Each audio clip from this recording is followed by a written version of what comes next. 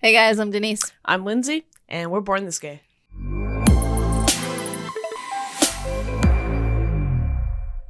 Hello, welcome. Happy LGBTQ History Month. Hispanic Heritage Month. Well, yeah, it is too. We're going to cover both. We're going to cover both? Yeah, of course. They're both gay and they're both Hispanic. So fair happy okay. Hispanic Heritage Month there too. we go. Okay, see, she had me confused. I thought we were going in with one episode title and she switched it up on me. That's there. Funny. So.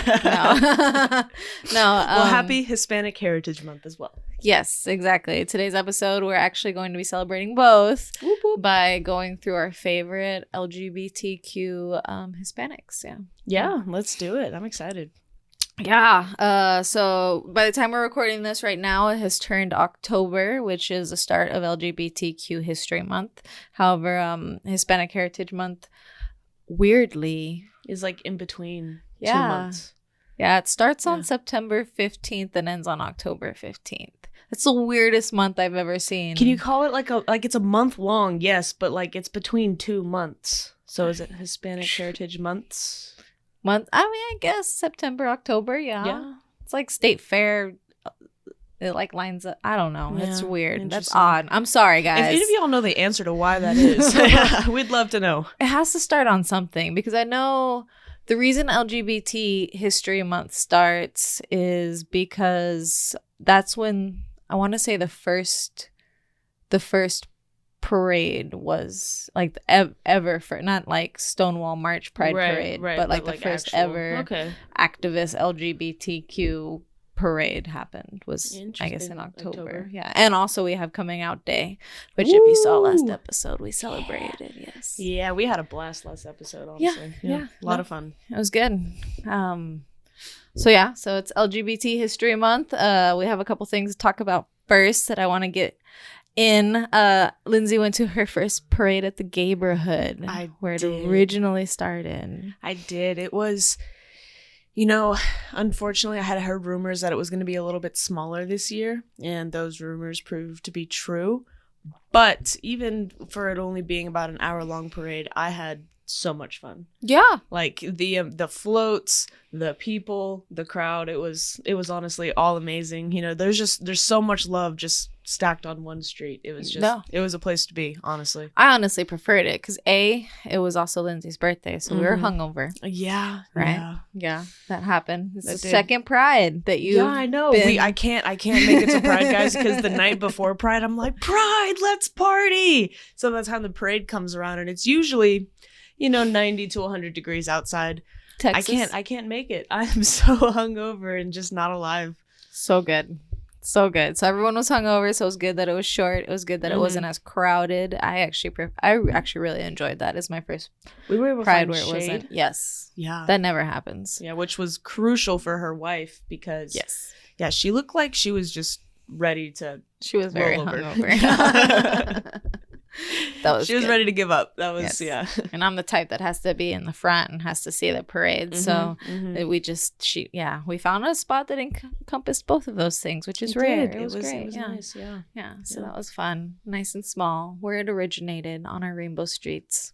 The rainbow crosswalks are cool. Yes. Yeah, guys. If you ever have a chance, you're in Dallas and you're part of the spectrum, or even if you're an ally. It's a great place for allies too. It's on the corner of Cedar Springs and Oak Lawn is where we call the Gayborhood, is where it starts, and you find a shit ton of gay bars. Yeah. And clothing stores, thrift stores. Yep.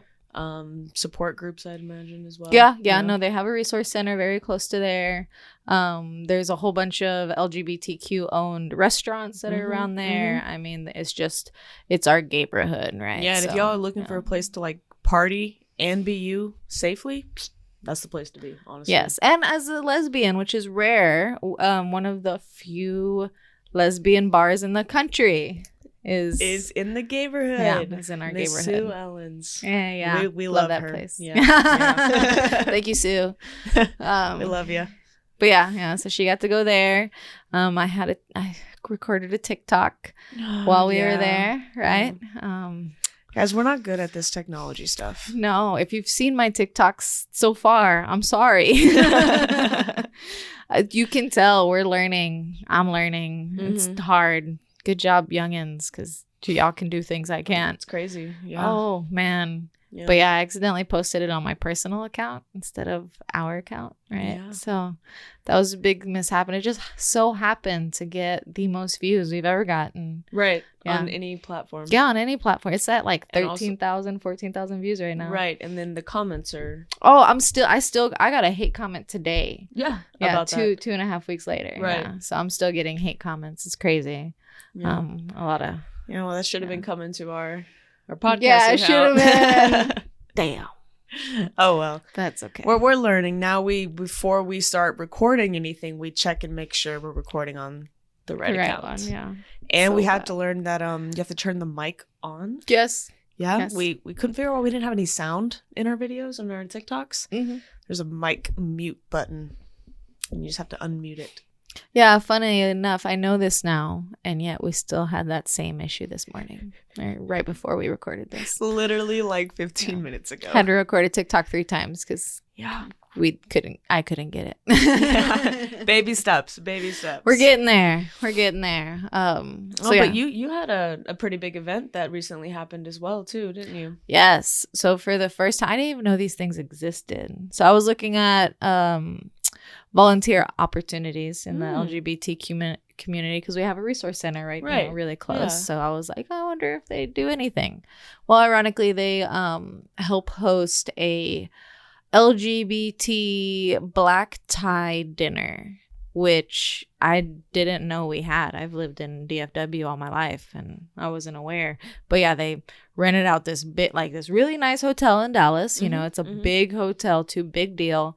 They convention center part of the hotel. Yep, exactly.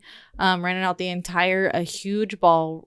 I'm talking huge ballroom. It's the biggest ballroom I've ever been in my life. Wow. Yeah. Wow. Okay, that's a statement. Yeah, it was insane. It was filled completely to the entire room was filled with tables. So there had to be at least 1,000 people there. But yeah, it's all people of the spectrum. That's amazing. So it was nice to see everybody dressed up in their fancy clothes, right? You know, I saw glitter. I saw sequin suits. Wow. I saw suits accessorized with butterflies. I saw these big burly men in a complete sexy GQ suit, but they were wearing the red heels, high heels. Wow. Yes. That's my amazing. God. It was great. I was in heaven. So we will have to do that next year. Yeah. Oh yeah. We're definitely doing that. That sounds amazing. Yeah, it was good. It was really awesome. One day we'll have to be an attendee, but for now we can volunteer. Yeah, I mean, so you still get the full experience. I mean, they had live performances. There were celebrities. They were giving away awards. Like, this is a huge deal, and wow, I had no idea it happened. Yeah, right under your nose the whole time, the entire time. Crazy. In my backyard. Yeah. So that was really good. So if you have I'm sure they do other events in other areas. So if you just happen to be part of a city, I would check that out. I would check out to see if you guys have a black tie dinner, because obviously the tickets are stupid expensive. Stupid expensive. But all the money goes to charity, and it's all to help each other out. So it's good. Yeah, it's worth it. Yeah. So you get a great experience, and then you also get to help somebody else out. They had a runway that had the rainbow neon lights. Wow. So you're going down the runway, and you just have these neon lights. Oh, it was good, guys. Go. Denise wants to attend. Yes, please. If you guys want to send me there, it'd be great. Anyone with tickets next year, if you are watching this, I'd like to go. Denise would like to go. She'd like to be your +1. I'll pay my ticket. I'll pay my seat. It's fine. I just can't find 10 people that would pay $500 a seat to attend. It's a $5,000 per table is what I think I read correctly. And you have to buy the table. 10 seats. Yeah, so it's a pretty big. Yeah, we need some richer friends. Oh yeah, I was looking at these people that were our age, and I'm like, how'd you get? Are you a doctor? What's your secret? Yeah, she says. Please? Is there an OnlyFans? Like, what's going on? You know, it's this YouTube thing. We just haven't quite figured it out yet. True, we're getting there. Hey, we're getting there. I'll take it. But yeah, in other LGBTQ news, have you watched Dahmer? Of course I watched Dahmer. I haven't watched Dahmer. I want to. Wow, like I was into true crime before I met my girlfriend, but she is a huge true crime fan through and through. Like we sit and watch podcasts and we watch every true crime documentary under the moon. Yes. And I didn't even know about Dahmer being redone. Like I hadn't even heard of it until we turn on the TV one day and she opens up Netflix and of course it like pops up on the screen. She goes, "Oh my gosh, I totally forgot this was coming out." And I was like, I had no idea it was coming out. Ha. But of course, I know the Jeffrey Dahmer story. Of course, everyone knows Dahmer. Yeah, I think Evan Peters was just probably the best person that they could have picked to play him. Like he is very much so. Like he's a method actor, so he's just one of those people who gets really, really into their role. Is he a method actor? I'm pretty sure he's a method actor. Oh man, this had to be a role for him. Wow, yeah. I don't know if I could do. If I was a method actor, I don't know if I could do a role like that. I think he even like released a statement like, "Y'all better like this because this destroyed me. Like, I'll never do something like this again." Yeah. I mean, but he's he doesn't have that creepy, beautiful, awkward. Right. But I thought it was great casting too. Mm-hmm. But still, yeah, if you get into the character, that's going down a whole nother. And as a true crime person, I constantly I'm like, how did that I put myself in the killer's shoes. Like, how are they able to do those things? Right, but if as you're acting it out, oh my god, that's a whole nother level. Well, I mean, have you seen him on American Horror Story? Yes, I have. Yeah, and he like gets really into those characters, so it's kind of like the same thing. Yeah. But just with the different. I was about to say, but those are more fictionalized. So I feel like when you get into it, you're like a real life person who actually did these things. Yeah, horrible things. So putting yourself in their footsteps literally is and reenacting it.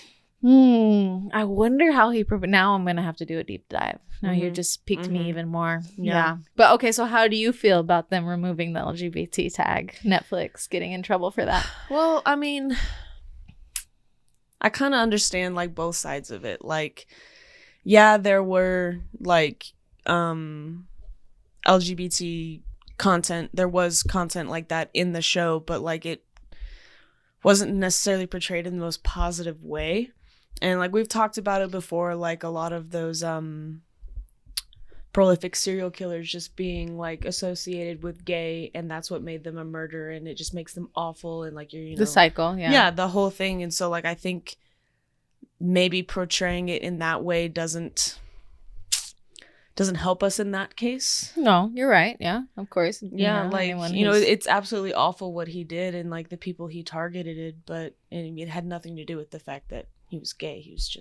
He liked men, so that's.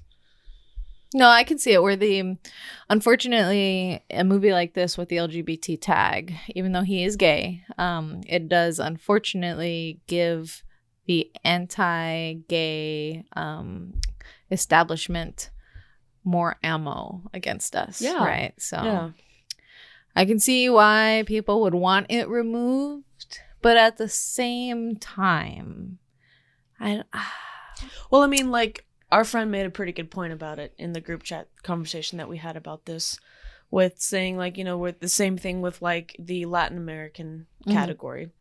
You don't put different category or different, what's the word for it? You're saying, like, you don't do Pancho Villa on, Hispanic Heritage. Right, because it's more like promoting, like, good messages of it, or, like, bringing light to it, or portraying people who worked really hard to be where they're at in that way. Yeah, okay. True. I don't know. It's still, I mean, but, he's gay. I mean, at the same time, it's still he's gay. Like, yeah, they go really heavy LGBT. Into one of the victim's stories and how much time he spent with him, and they have very much so of a small relationship in the point of view of that series. Interesting. So, like, for a while, for like a whole episode, they're portrayed as starting the beginning of being boyfriends. Okay. I don't know. I just hiding that aspect, or I guess not hiding. They're not hiding it, right? So it's just removing the tag. So I get it, but at the same time, I feel like there's been so much damage done by people hiding the fact that something was homosexual. I mean, that's how Dahmer was able to get away with things so much. Because John Wayne Gacy was able to get away with things so much. It was so awkward for people to talk about. Yeah, but they just brushed it off. Yep. Yeah, but at the same time, okay, so my early like coming out days when I was really curious, I would, go on these streaming services and I would look up the LGBTQ tag movies, like just. And so I would pull up those categories. And if I saw Dahmer on that category, I think I would be a little confused. Because I think it better fits under the true crime category. Oh, it does. It's completely true 100%. Crime. But like, if I were to be scrolling through that and I saw that on there, I'd be like, well, that's not necessarily what I'm looking for in this category. But that LGBT category encompasses all LGBT. So you have dramas in there. You have not sitcoms. What would you consider the L word? That would be a sitcom, right? Is that? Either way. Yeah. You have comedies on there. Like, you have different things, and unfortunately, one thing I see too often is there's straight movies in my LGBT stuff. Yeah. So I mean, they're already a little loose with that tag, and he was gay. Yeah. What gets me is Jennifer's body is tagged with the LGBTQ, but that's only there's one makeout scene with two girls, and that's it. It tags the whole movie. Neither one of those girls were actually into each other. It just happened, and then there's a scene. There's a scene. That's it. But it's not about that. No, I completely agree. About that. So if you're looking for this tag and that movie comes up, and you're like, oh hey, like I'll watch this movie because the name also is kind of enticing for that. Straight. Yeah. So then you watch that and you realize that it really had nothing to do with that category other than the one scene. So to someone who is a lesbian and true crime fan, I don't know. I've seen so many LGBT tags that were straight movies. To me, the Dahmer fit an LGBT tag much more than a Jennifer's Body would have. No, I agree with you on that. So I just I think the line is kind of doing this with it. They're allowing certain movies in there, and certain movies they're just like no. Yeah. But I think it does have to do with the negative connotation.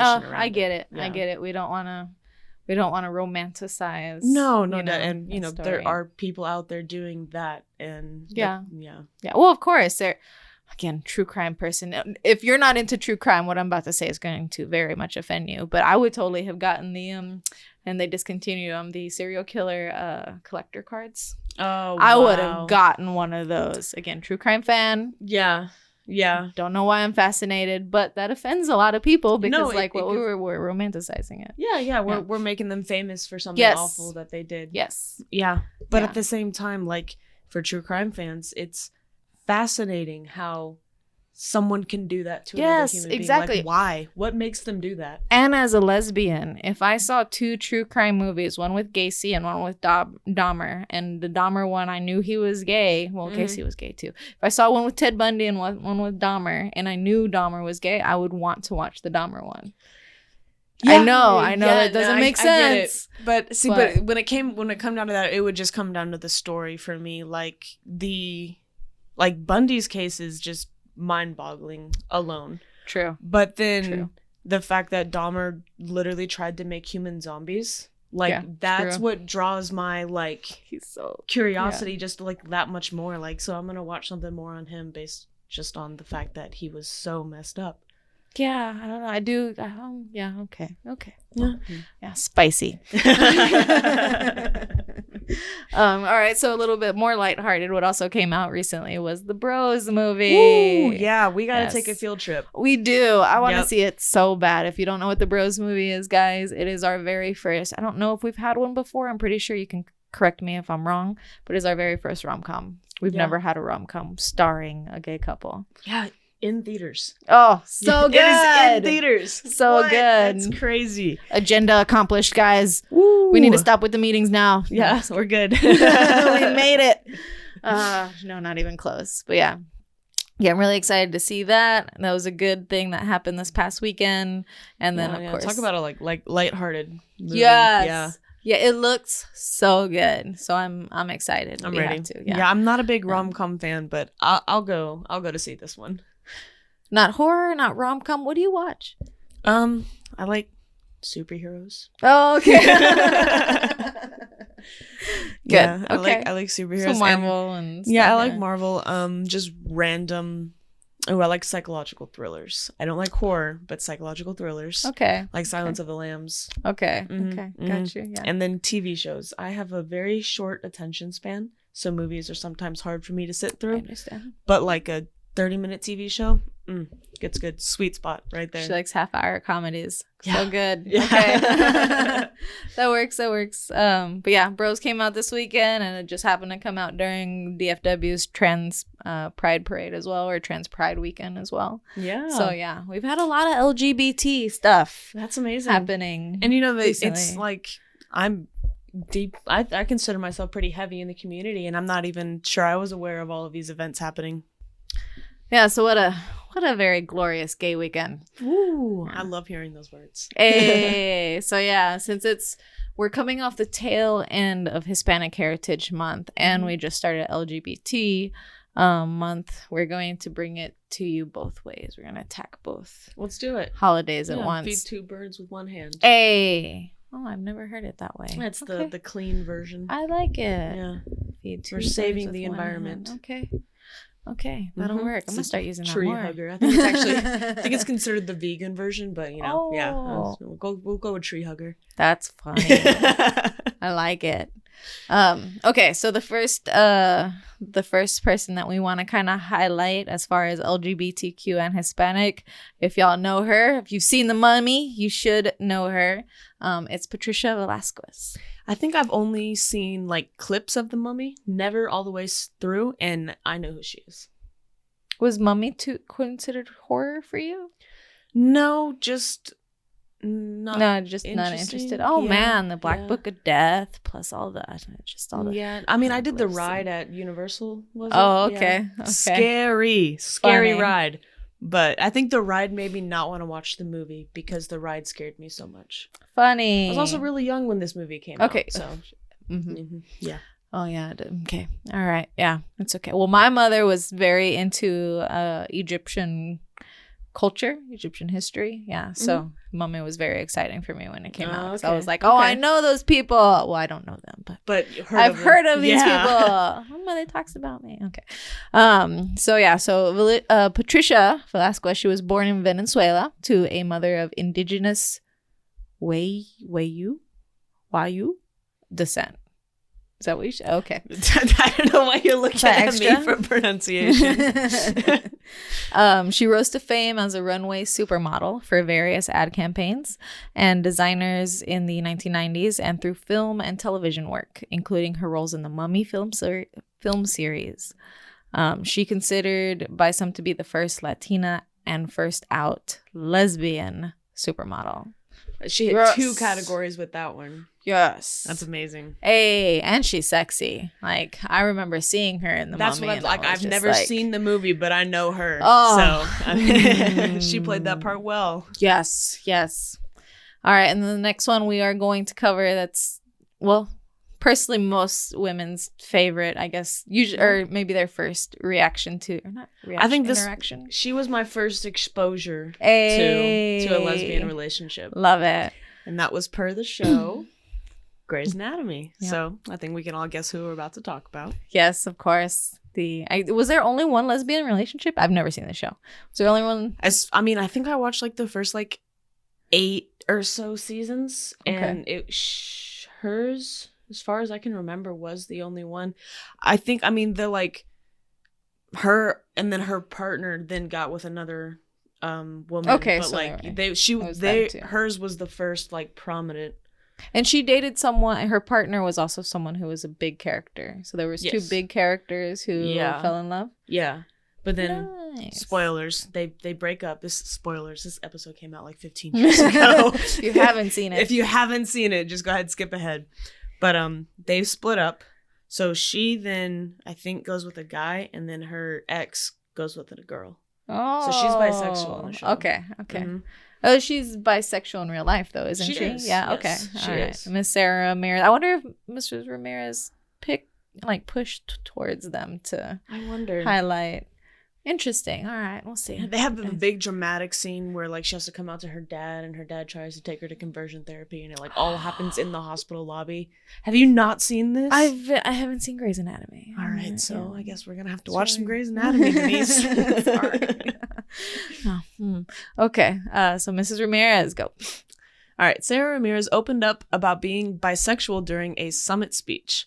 At the True Colors Fund 40 to None Summit in 2016, Ramirez described herself as, in the quotes, woman, multiracial woman, woman of color, queer, bisexual, Mexican, Irish American, immigrant, and raised by families heavily rooted in Catholicism.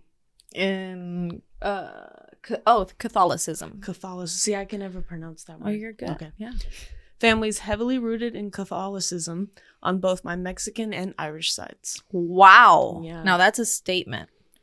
I mean, can you like she describes herself as all of those things? How powerful. Oh, hell yeah. Yeah. Hell yeah.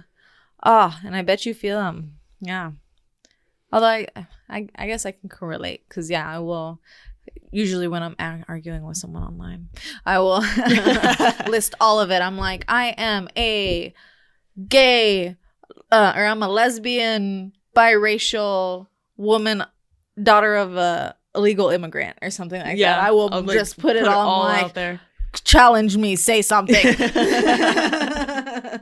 Yeah, so I think get you some meat. Yeah, put a little meat on your bones and something behind your back. Yeah, that's right. Yeah, all right, awesome. Ramirez, I like you. Yeah, for sure. First, like gay experience, like I'm sure for many too. I mean, it's such a big show, Grey's Anatomy, and the fact that they had and which was crazier, the fact that they had two women together. Usually if you see any type of gay character, it tends to be a gay man, right, or some side character, right. But this is, I mean, that's huge, and that was a long time ago, and they got pretty hot and heavy. Yeah, I'm gonna have to see but this was one scene. This would have been around L Word time too, so okay. Yeah, so not like super and Grey's was on regular TV, was it not? Like ABC, I think.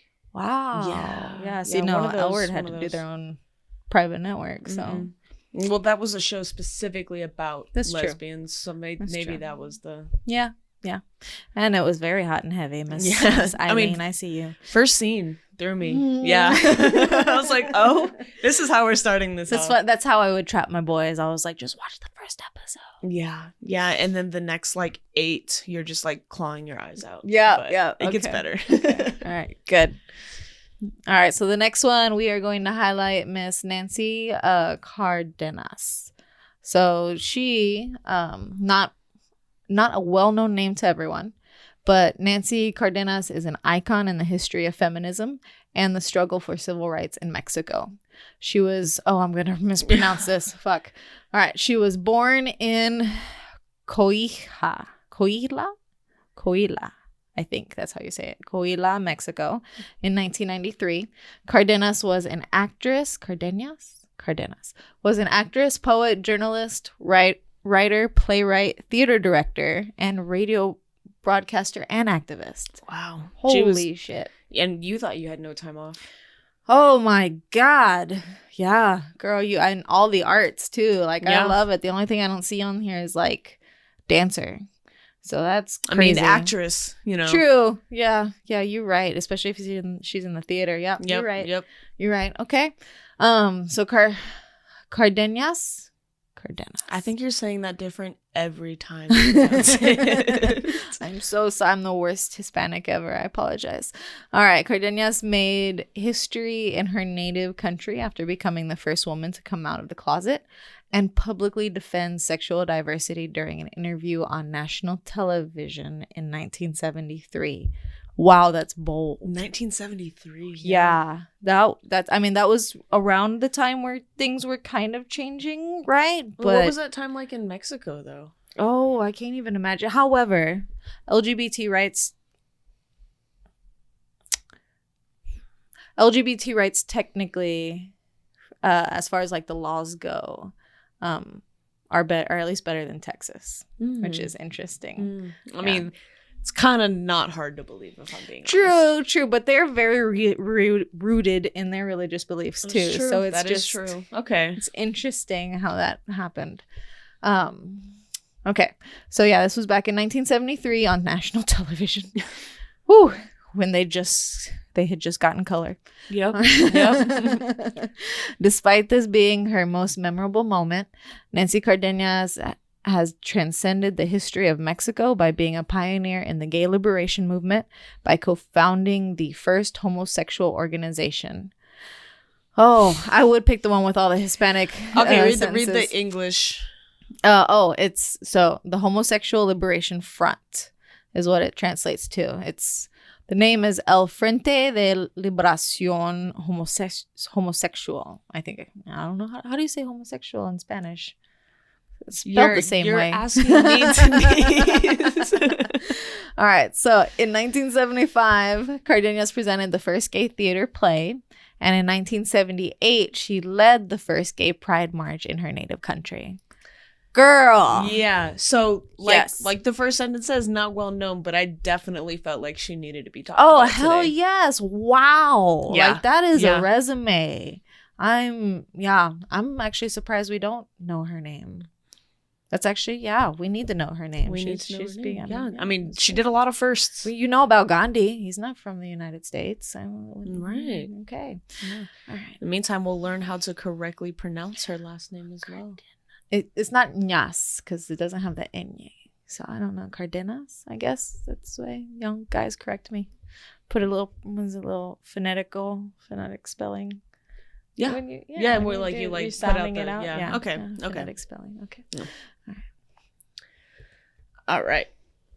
So the next person we're going to talk about today is actually someone I didn't know about either until doing this research. But again, I felt like she would fit perfectly into this episode today. Her name is Gabby Rivera.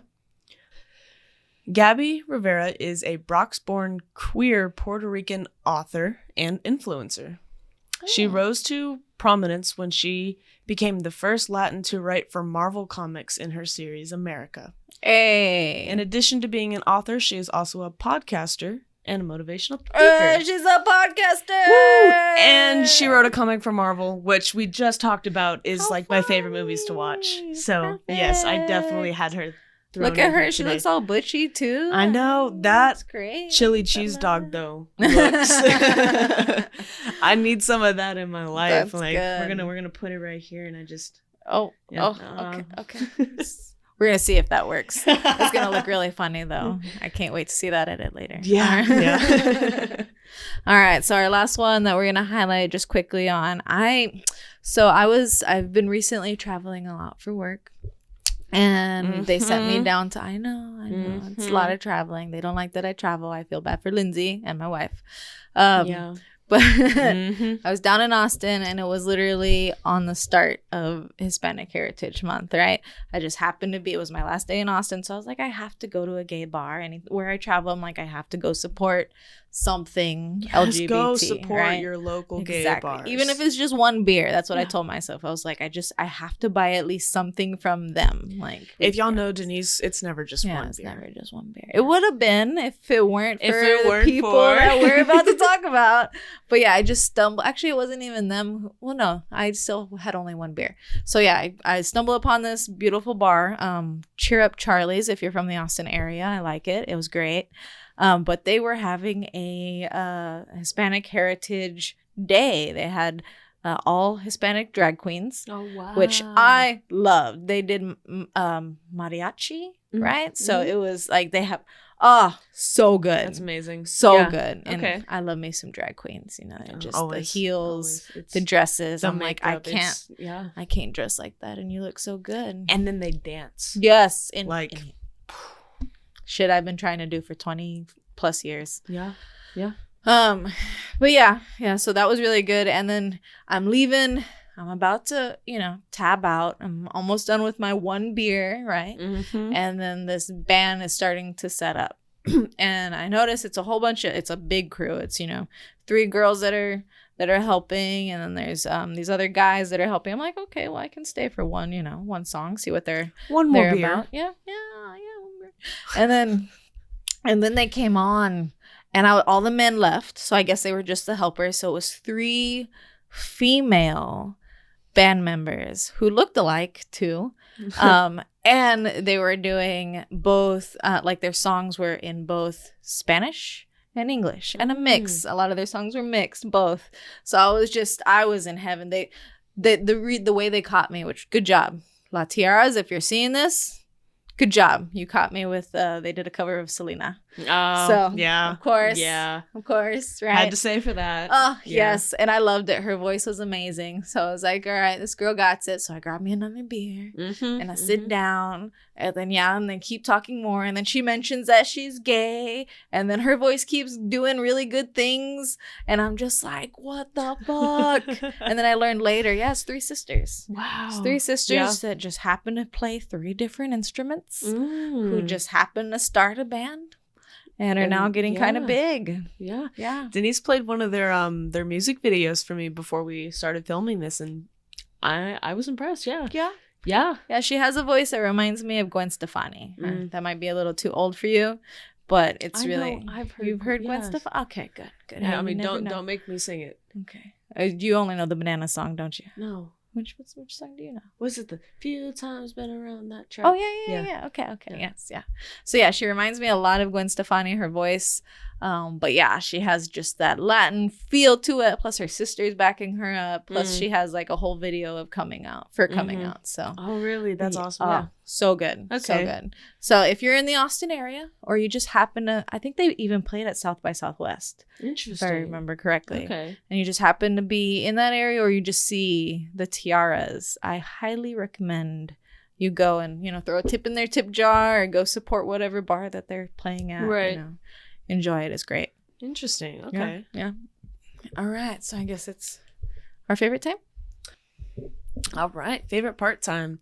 So I think we're going to read 2 coming out stories today. Hell yeah. This is still from our, I agree to that. Yeah. This is still going to be from the article that we use for our coming out episode. So again, we'll post that down below if you guys want to go check out any of the ones that we didn't read. Yeah. But this one was written by Zach Knoll, but it is the story of J.P. Brahmer. Okay. I remember when I came out to my aunt, whom I've always been close to. I said, "Auntie, I think I'm gay." She replied, "Okay, call me back when you know." And started crackling. So I really love that moment. It brought a whole lot of levity. Levity. Brought a whole lot of levity and relief to a fraught period of my life. It helped me take myself a little less seriously, and it reminded me of something I love about my family.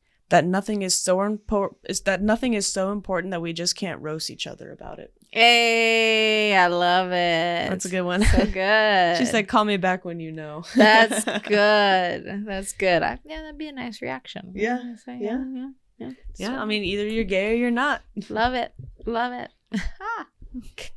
gonna say that to the first person that comes out to me next. All right. So mine is from a. All right, so it's written by... No. Okay, here we go. You remember the dyke beer I told you about? Yes. Oh, okay. Mm-hmm. So, yeah, we started following her on Facebook. Cool. Facebook, Instagram. We started following her on Let Instagram. me know when she releases product down in the Texas area. Shh. Oh, yeah, no. But she does release things all the time. Like, they do, like, really nice... events, I guess, around the beer. So we're gonna they're in New York, that's all I know. Oh, damn. Yeah. Okay. Yeah, that's the other thing. All right, so this is the story of Sarah Hollenkeist. I hope I'm pronouncing that correctly. Yeah, it's my guess too. But she is the co-founder, guys, if you're in the New York area, of Dyke Beer, which I think is great. I think I need to try that. That sounds like something I need in my hand right here. I'm just saying, you have an imported. I'm buying it out. Like, I will buy all of the cases that we get. Like, we're just gonna line it. YouTube, I don't care about the monetization. We're just gonna line it up, and we're gonna try every single one of them. Yes, Dyke Beer. That's great. I would totally have a picture of a Dyke Beer in my hand. Okay. Yeah. Okay. All right. So this is her story, guys. Apologies. Got a little sidetracked by beer. How do you distract Denise? All right. So when I recall my first coming out, especially to my mother and father, that feels so long ago at this point. Even though we lived in Massachusetts, which is a liberal state, this was in the early 2000s. So it still wasn't like it is now, that people are more educated and everyone seems to know somebody who's gay or a celebrity who's non-binary. In high school, I was really one of the only people out, and also very much the only one wearing menswear, baggy jeans and that sort of thing. Wow, in the 2000s. I couldn't imagine being out in high school. Right. That was a big deal. But to be out and also to kind of be a stud. Props. Early 2000s. All right, Miss Sarah. All right. So it just makes me think of how far we've come over the years and decades from that moment. It just makes me think of how far we've come over years and decades from that moment. Okay. It's a different world. Even though it was fine, you still never forget your first time or the first people you come out to, like a lot of first things. Yeah, that's true. Not always. It's something that we talk about all the time, regardless. If you meet another lesbian, the first words the first bonding talk you guys have is usually the two questions. So when did you know you were gay? And when did you come out to those around you? Yeah. Yeah. Those are the two questions you always ask. Yeah. Or when was your first girlfriend? Yeah. Or your first kiss, or the first time. First heartbreak. Oh, I've been asked that too. That's a random question to ask a stranger. Don't do that. That is, yeah. Don't ask them about. Don't bring those memories back up. That's not okay. Odd. I didn't even expect that. I have been asked that. Yeah, by fellow members of the community. Just like, because I've also heard it's like a big like coming of. It is. Yeah, because it changes you. Your first heartbreak really does change you. Well, it changes you regardless. Yeah. So shape you into the person that you are almost today. Hell yeah. Yeah. Not only, all right. So yeah, heterosexual heartbreak changes you. It's like it affects you more than I believe your first kiss does. But to be gay and have your first heartbreak where you've already you fought with these feelings of, am I gay? Yeah. And then you decided to act on them. And then you them. jumped off that cliff and then acted on those feelings. Yep. And then someone caught you in their boat. But then they just sent you out again. They're like, no, you're still stranded. You're going to drown. Yeah. That's go be free out in the gay world. And you're just like, yeah. Now what? And usually all your friends have intermingled at that point. Yeah. Yeah, I remember my first heartbreak. Well, I remember the first heart I broke. And then I also remember my first heartbreak. I can't say I don't think I've ever purposely. Good. Or consciously broken a heart. It doesn't feel good. No. It's not fun. Yeah. No. See, I have heard that it hurts too for the heartbreaker. Yeah. Yeah. But when you're the heartbreaky, it's kind of hard to horrible. See. Yeah. Yeah. The other when person you're hurting. the heartbreaker, it's more like feeling trapped. Like, I don't want to hurt you.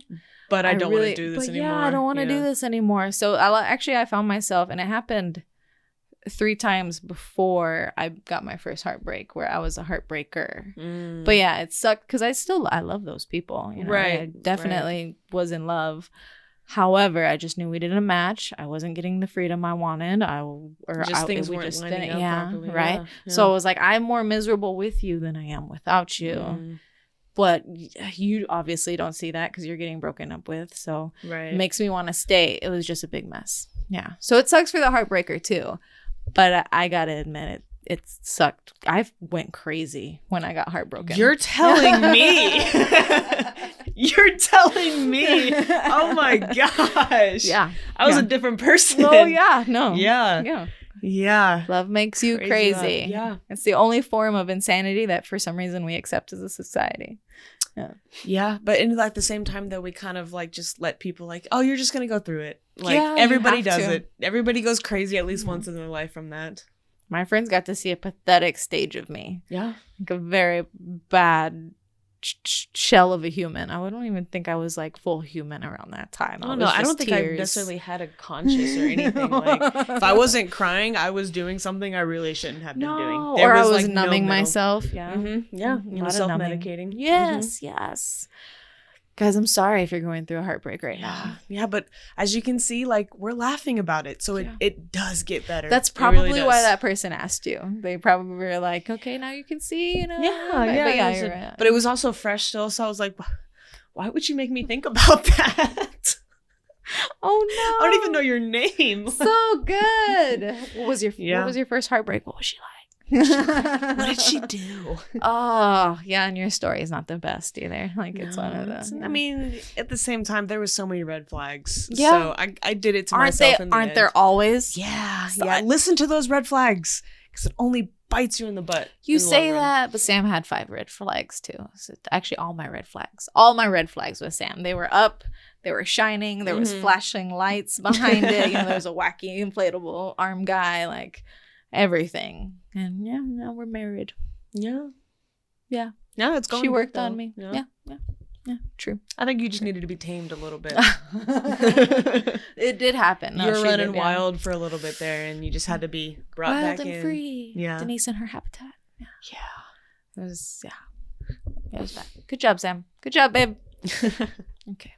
All right, so guys, that was our coming out stories for the day. You can also submit your own coming out stories. So, yes, please. Yeah, comment them down below. We want to hear them. We want to hear how you came out. We want to hear how you figured out you were gay. Oh yeah, those 2 common questions that we say you get asked all the time. Yes. Why don't you answer at least one of them for us? Yeah. And if you don't feel comfortable putting them on the comment section, that's totally fine. We have a email, borngaypodcast@gmail.com. I will link it down below for you. But yeah, if you got any value, if you enjoyed the episode, go ahead and do us a solid and just smash that like button and hit that subscribe button for us. Yeah, just one time we'll do it, one time each, and then you're set. Yeah. It's right here, maybe. I'm not sure. I'm gonna see if I can figure it out. It's right there. It's like somewhere in that area. Yeah, good. We're probably way off. Probably. But all right, guys. I hope y'all really enjoy LGBTQ History Month. It's been great. It's really fun over here. Go see Bros. Woo! Yes. Can't wait. Hopefully next time we record, maybe you are gone. Eventually, we'll have an update on that movie for you guys. Hey, yeah, hopefully. All right, guys. Well, with that being said, I'm Denise. I'm Lindsay. We're born this gay, and we'll see you guys next time.